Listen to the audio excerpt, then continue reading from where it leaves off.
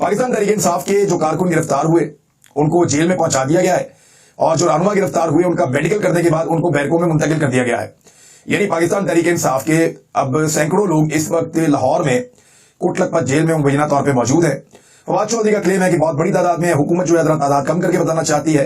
राणा सनाउल्लाह का दावा है कि पीटीआई का ये मुस्तरद किया है लोगों ने, लेकिन पीटीआई का दावा है कि जितना वो चाहते थे उससे ज्यादा लोगों ने गिरफ्तारी दी है। उन्होंने सिर्फ 200 लोगों की गिरफ्तारी का फैसला किया था, लेकिन ज्यादा लोग गिरफ्तारी देने के लिए पहुंचे हैं। जब ये बसें गई जेल की जानिब तो बसों की छतों के ऊपर भी कारकुन मौजूद थे और उनके अंदर भी बंद थे। तो ये एक अजीब किस्म की गिरफ्तारियों की सूरत हाल थी। राणा सनाउल्लाह ने कहा कि इमरान खान हमें दुश्मन समझते हैं तो हम भी उन्हें दुश्मन ही समझते हैं। मजीद राणा सनाउल्लाह ने कहा इमरान खान फितना है, फसाद फैला रहा है। इमरान खान ने राणा सनाउल्लाह ने कहा कि आज दावे करने के अलावा कुछ नहीं किया, जेल भरो तहरीक को हमने मुस्तरद कर दिया है। यानी ये स्टेटमेंट उनको देने होंगे, ख्वाजा आसिफ भी दे रहे हैं। हालांकि ख्वाजा आसिफ उधर तालिबान के साथ अफगानिस्तान में DGISI के हमरा मुज़ाकरात कर रहे हैं और उन मुज़ाकरात के नतीजे में अभी चीजें सामने आएंगी थोड़े दिनों में कि क्या उसका फायदा और क्या नुकसान होता है। लेकिन फिलहाल जो मुतालबा किया है, तालिबान की जानिब से मुतालबा किया गया है, वो मुतालबा बड़ा गैरतमंदी वाला मुतालबा है और उन्होंने कहा कि जो पाकिस्तान की जेलों में अफगान शहरी कैद हैं उनको पाकिस्तान रिहा करे। ये मुल्ला अब्दुल गनी ब्रदर ने ये मुतालबा पाकिस्तान से किया है और उन्होंने पाकिस्तान से वफद से जो मुलाकात की, ख्वाजा आसिफ ने अफगानिस्तान के नायब वज़ीर आज़म बराए इक्तिसादियात मुल्ला अब्दुल गनी ब्रदर से मुलाकात की। मुलाकात में तिजारत, इलाकाई रवाबित और इक्तिसादी ताउन के फरोग पर बातचीत की गई है। एक्चुअली जो प्रॉब्लम है वो तो ये है कि पाकिस्तान के अंदर जो वाकयात हो रहे हैं तवातुर के साथ दहशतगर्दी के, पाकिस्तान ये समझता है कि वो अफगानिस्तान की तरफ से लोग आते हैं और आकर ये अटैक करते हैं या प्लानिंग वहां होती है, वो सरजमीन इस्तेमाल होती है। जबकि अफगानिस्तान की जो गवर्नमेंट है उसके अपने गिले और शिकवे पाकिस्तान को लेकर हैं। वो ये समझते हैं कि अफगानिस्तान के अंदर जो कुछ भी होता रहा है या आइंदा हो सकता है उसको फैसिलिटेट पाकिस्तान करता रहा है। तो दोनों तरफ गिले और शिकवे ये दूर होने चाहिए। माजी में कुछ मौके थे दोनों के पास करीब आने के, लेकिन रजीम चेंज ऑपरेशन के दौरान हम लोग बहुत मसरूफ रहे, जिन लोगों की ये जिम्मेदारी थी वो बहुत मसरूफ रहे, लिहाजा चीजें रुक गई और हो नहीं पाई। उधर फैद अमीर साहब ने एक अजीबोगरीब उनके बारे में इंकशाफ सामने आया है। यानी अब समझ आ रही है कि पाकिस्तान में किस तरीके से निजाम को चक्कर दिया जाता है, किस तरीके से चंद ताकतवर लोग पूरे मुल्क को, पूरे निजाम को कंट्रोल करते हैं और उसे काबू करते हैं। शौकत अजीज सिद्दीकी साहब जो इस्लामाबाद हाई कोर्ट के साबिक जज हैं, उन्होंने कहा और दावा किया कि जनरल रिटायर फैद अमीर उनके घर आकर मिले और उन्हें पेशकश की कि वो उनकी बात मान लें तो chief justice Islamabad high court बना देंगे। और शौकत अजीज सिद्दीकी साहब ने कहा कि फैद अमीर को मैंने जवाब दिया था कि हाई कोर्ट तो क्या सुप्रीम कोर्ट का भी चीफ जस्टिस बना दें तो अपने जमीर के खिलाफ नहीं जाऊंगा। देखें, पाकिस्तानियों को बड़ा धचका लगता है इस तरह की चीजें जब सामने आती हैं और बार बार सामने आती हैं। पाकिस्तानी अपने इदारों से और अपने इदारों में बैठे हुए लोगों से बड़ी मोहब्बत करते हैं और पाकिस्तानियों को यह लगता था कि यहां एस्टेब्लिशमेंट जो भी फैसले करती है वो पाकिस्तान के मफाद में करती है। लेकिन ये जो अब चेहरे सामने आ रहे हैं और ये जो कारनामे सामने आ रहे हैं कि साबिक आर्मी चीफ कहता है कि मैं उस वक्त के वजीर आजम की खुद वीडियो रिकॉर्डिंग किया करता था खुफिया कैमरों से और मेरे पास सबूत मौजूद हैं और मैं इसको मुल्क के लिए खतरा समझता। यानी ये चीजें साबिक आर्मी चीफ कह रहा है, आपको समझ आ रही है। और यही बात जो है अब कि साबिक DGISI जो है वो एक जज के घर जाके कहते हैं कि मेरी बात मान ले, मैं आपको बना दूंगा चीफ जस्टिस इस्लामाबाद हाईकोर्ट का। ये मुल्क चल रहा है या सौदे हो रहे हैं? ये बड़ी अफसोसनाक सूरत हाल है और ये घिनौना खेल है अपने जाती अना और अपने मफाद के लिए और अपनी जिद के लिए। इस खेल को रुक जाना चाहिए क्योंकि पाकिस्तानी कौम को अब इस खेल की समझ आ गई है और पाकिस्तानी कौम को इतनी अच्छी समझ आ गई है कि अब जब आप ये खेल खेलेंगे एस्टेब्लिशमेंट के लोग या उनके मोरे, तो पाकिस्तानी कौम फौरन समझ जाएगी कि खेल शुरू हो चुका है। तो अब वो आपको ना सिर्फ बेनकाब करेंगे बल्कि आपके रास्ते में रुकावट डालने की भी कोशिश करेंगे। इवन मुझे तो ऐसा लगता है कि एक बेचैनी है पाकिस्तान के अंदर, चाहे लोग जो है वो सरकारी नौकरी कर रहे हैं, इदारों के अंदर नौकरियां कर रहे हैं या लोग बाहर कहीं अपना प्राइवेट काम कर रहे हैं, हर तरफ एक बेचैनी है। और वो बेचैनी इसलिए है कि लोगों के सामने कुछ लोगों की असली शक्लें आ गई हैं और वो इतनी घिनौनी हैं कि लोग जो हैं वो अब खासे मायूस हो चुके हैं कि क्या ये लोग हैं जो हमारे मुल्क के स्याह और सफेद के मालिक बन जाते हैं। अच्छा, एक तरफ तो एस्टेब्लिशमेंट है ना, दूसरी तरफ एक पॉलिटिकल एस्टेब्लिशमेंट भी है। वो दो खानदान है, वो समझते हैं पूरा पाकिस्तान उनको किराए पे दिया हुआ है, वो जैसे मर्जी इस मुल्क को चलाएं। यानी मुस्लिम लीग नून की चीफ ऑर्गेनाइजर मरियम नवाज 2 रोजा दौरे पर सरगोदा जा रही थी और सरकारी वसाइल का वहां पर बेदरेग इस्तेमाल किया जा रहा है। डिप्टी कमिश्नर सरगोदा ने जिम खाना क्लब की मामूल की सरगर्मियां 2 रोज के लिए बंद कर दी। उन्होंने कहा जिम खाना क्लब भी बंद कर दो, मरियम नवाज साहब आ रही है, वो यहां पर ठहरेगी। जराये ने बताया कि जिम खाना क्लब के वीआईपी कमरों में 12 लाख रुपए की नई एलसीडीज भी नस्ब की गई। मरियम नवाज 2 रोजा दौरे पर सरगोदा पहुंचेंगी आज और जिम खाना क्लब में क्याम करेंगी। दौरे के दौरान मरियम नवाज वर्कर कन्वेंशन से खिताब और टिकट की तकसीम से मुतालिक मुलाकातें भी करेंगी।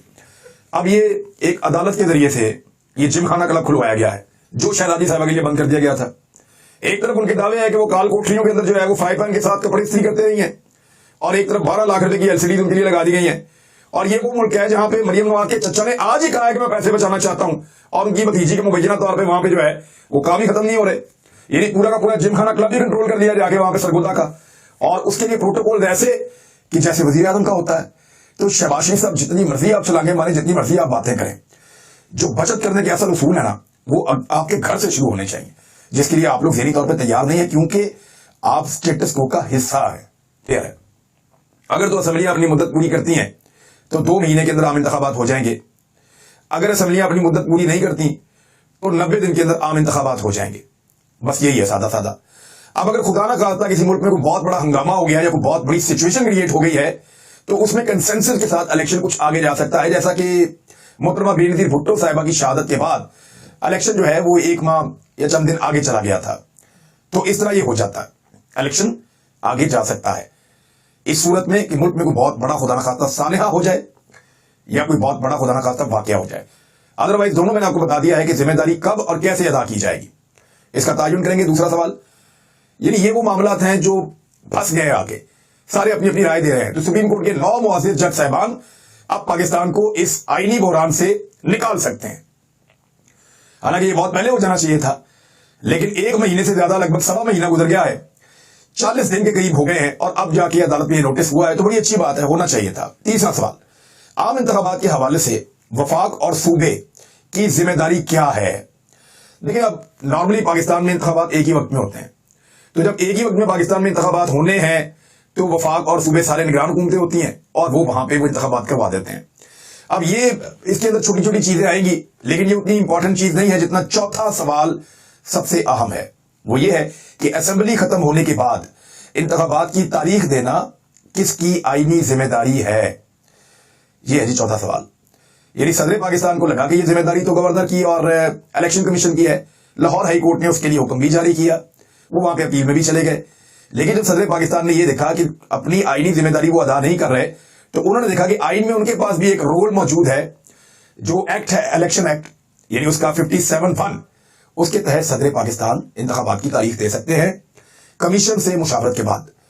तो सदर पाकिस्तान ने मुशावरत के लिए बुलाया, वो आए नहीं, बुलवाया और वो नहीं आए, तो उन्होंने तारीख दे दी 9 अप्रैल की।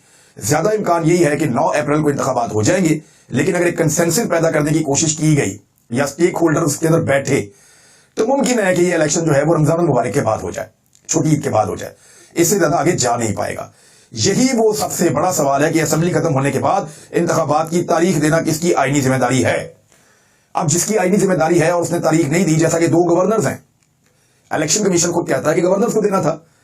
अगर गवर्नर्स ने अपनी आईनी जिम्मेदारी पूरी नहीं की तो वो फिक्स होंगे इसमें, और सदर ने अपने आईनी इख्तियार से तजावुज किया है, दूसरी सिमत में लोग ये कहते हैं, तो फिर वो भी उसके अंदर दायरे में आ जाएंगे।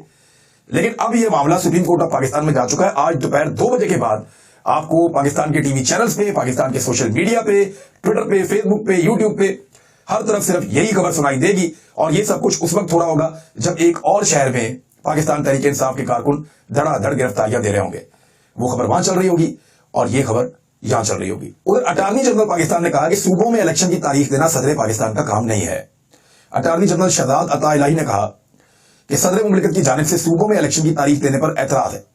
आइन में सदर को सूबों में इंतखाबात की तारीख देने का कोई इख्तियार नहीं है। आइन के तहत सूबों में इलेक्शन की तारीख देने का इख्तियार सिर्फ गवर्नर्स को हासिल है, उन्होंने ये कहा। लेकिन गवर्नर्स फिर आईनी इख्तियार इस्तेमाल करते हुए तारीख दे क्यों नहीं रहे, ये बड़ा सवाल पैदा हो जाता है। अटॉर्नी जनरल अगर ये बात जाकर सुप्रीम कोर्ट ऑफ पाकिस्तान में कर देते हैं तो सुप्रीम कोर्ट ऑफ पाकिस्तान बड़े आराम से क्वेश्चन सामने रख देगी कि अगर ये गवर्नर्स का काम है तो वो क्यों नहीं कर रहे।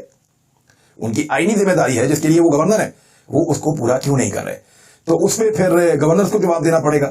तो सिचुएशन यही है कि आईने पाकिस्तान के मुताबिक जितने भी लॉयर्स हैं उनसे बात करके देखा, जो कानून के एक्सपर्ट हैं, थोड़ा सा हम लोगों ने भी सहाफत करते करते, इन अदालतों में कवरेज करते करते इस बात का आइडिया हो गया है कि अदालत आईन से बाहर जाकर तो फैसला दे नहीं पाएगी। तो ये फैसला पाकिस्तान को इंतखाबात की तरफ ही लेकर जाएगा। कुछ 9 तारीख अगर ना भी हुआ तो इलेक्शन आने वाले हैं, और पाकिस्तानियों को इलेक्शन की तैयारी करनी चाहिए।